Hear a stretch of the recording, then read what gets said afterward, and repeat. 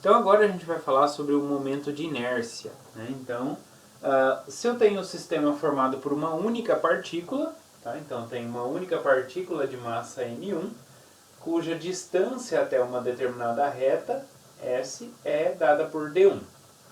Então, a gente fala que o momento de inércia dela, ela é dado relativo a essa reta S fixa, ela é dado por m1, que é a massa, vezes a distância ao quadrado. A distância até a reta S ao quadrado. Então, de modo geral, então onde d1 é a distância da partícula à reta S.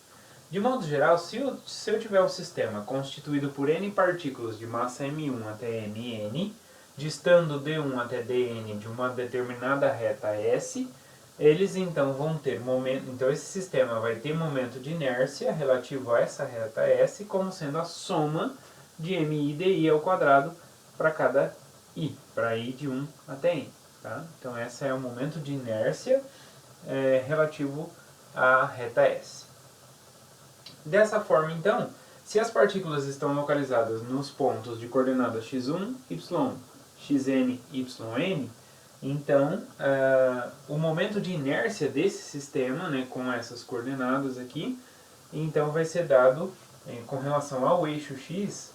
Bom, quem é a distância, por exemplo, desse ponto x1, y1 com relação ao eixo x? Né? Então, quando você coloca lá, marca lá no plano, né, um ponto de coordenadas x1, y1, você marca o ponto, então a distância do ponto até o eixo x é exatamente y1. E a distância do ponto até o eixo y é exatamente xi. x1 no caso. Tá? Então, o momento de inércia do sistema com relação ao eixo x vai ser dado então como mi, que é a massa, a somatória das massas, vezes yi ao quadrado. Por que yi? Exatamente porque essa questão que o yi é a distância do ponto pi até o eixo x.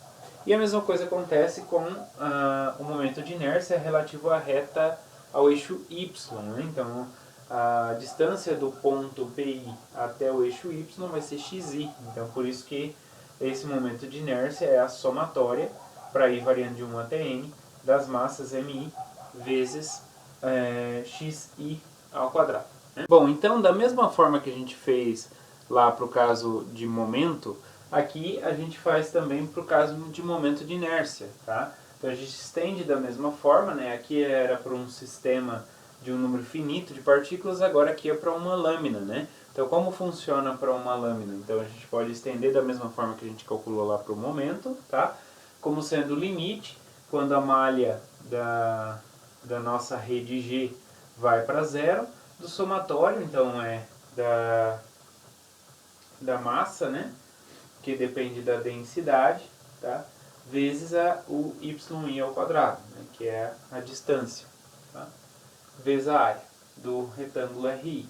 E a mesma coisa, o momento de inércia em relação ao eixo y vai ser o limite quando a malha vai para zero, do somatório de xi ao quadrado, densidade vezes a área do retângulo RI. Ou seja, isso aqui e isso aqui são somas de Riemann. Então, na verdade, o momento de inércia com relação ao eixo x vai ser a integral de y² densidade vezes a densidade. E sobre a região D, né? A região D onde é a chapa, né? A lâmina, né? Que a gente está utilizando como sistema. E aqui o momento de inércia com relação ao eixo y vai ser a integral de x² vezes a densidade.